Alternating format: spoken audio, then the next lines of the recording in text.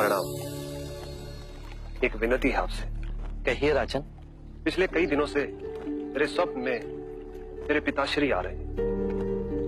मैंने ब्राह्मणों से भी इसका अर्थ पूछा तो उनका कहना था कि तुम्हारे पिताश्री को शांति नहीं मिली, उनके लिए पूजा करनी हो, यज्ञ संपन्न करना होगा। आप तो परम ज्ञान का स्वरूप है, तो विनती है आपसे कि पूजा विधि आप ही के हाथों से हो, जो मेरे पिताश्री तक पहुंचे, उन्हें मुक्ति मिले, जीवन मरण के इस चक्र से वो मोक्ष पाले। अवश्य राजन। आप मिट्टी के 2 घड़े मंगवाइए, एक में घी भरवाइए और एक घड़े में कंकड़ पत्थर भरवाइए, और उन दोनों घड़ों के मुंह कपड़े से बंधवा दीजिए और उन्हें लेकर नदी के तट पर आइए। मैं वहीं आपकी प्रतीक्षा करूंगा। मैं भी इसका प्रबंध करता हूं महाराज।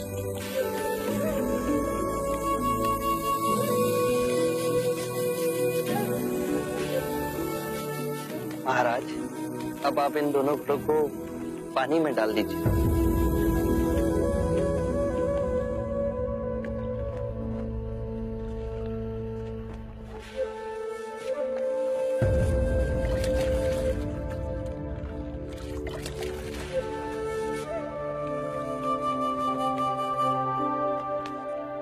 महाराज, अब इन दोनों घड़ों को आप तोड़ दीजिए।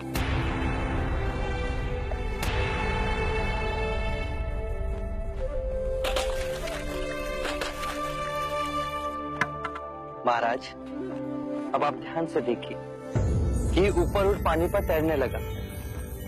अब बताइए, मेरे या किसी और के पूजा पाठ करने से क्या ये घी नीचे बैठ सकता है? असंभव। ये तो घी का स्वभाव ही नहीं। सत्य कहा आप। उसी प्रकार किसी भी पूजा पाठ, विधि विधान, कर्म कांड के द्वारा पानी के अंदर डूबे हुए कंकड़ पत्थर क्या ऊपर आ तैर सकते हैं?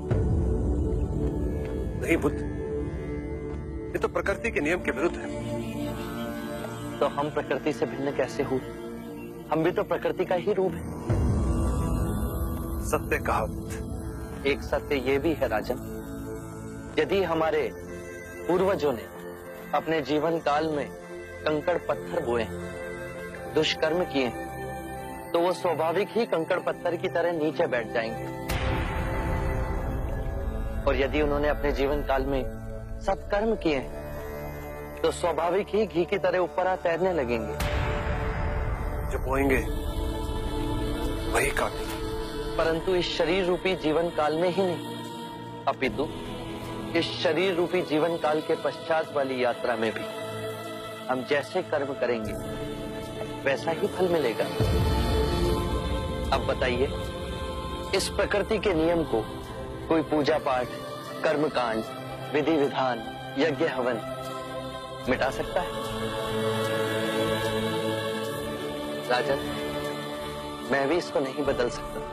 केवल अच्छे कर्म ही मनुष्य की मुक्ति का द्वार खोलेंगे। कैसी तलवार है आपके हाथ में, जो एक क्षण में सारे झूठ काट केवल ज्ञान को प्रकाशित करती है।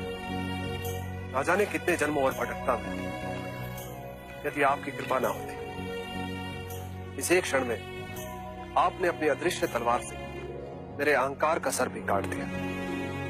धन्य है प्रभु।